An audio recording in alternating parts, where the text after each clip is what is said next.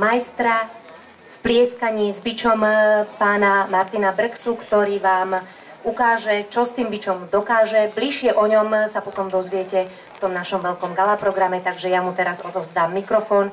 Tento priestor, biče a nebo nad hlavou je len jeho.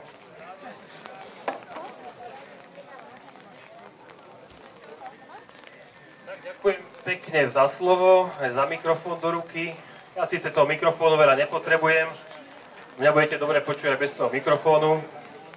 Tieto biče počuť široko, ďaleko.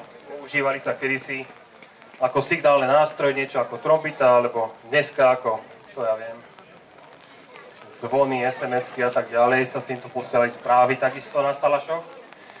No a vysvetlím vám, vlastne ukážem, aké spôsoby prelieskania bičom používali pastieri kedysi na salašoch. No kedysi sa plieskalo bičom hlavne kvôli tomu, aby ovečky vedeli, že sa môžu v kľude pásť a nehrozí im žiadne nebezpečenstvo. Tak bača zaplieskal, jednoducho, asi takto nejak.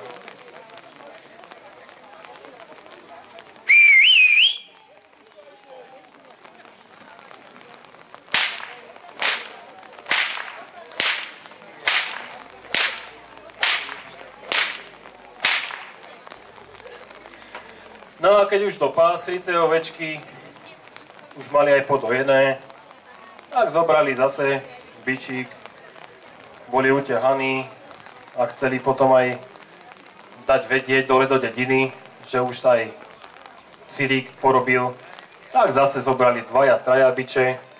Keď boli šikovní, tak zobrali aj 2 biče do ruky a to vyzeralo asi takto.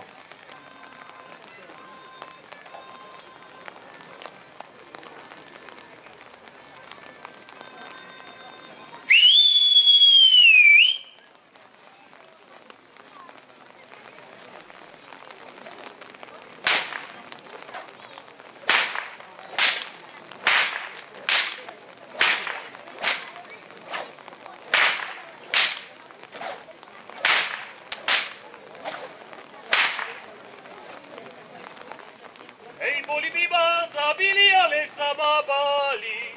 Hej, nie jeden, nie dvaja. Strihneme to kolo nás. Hej, s valaškami stali.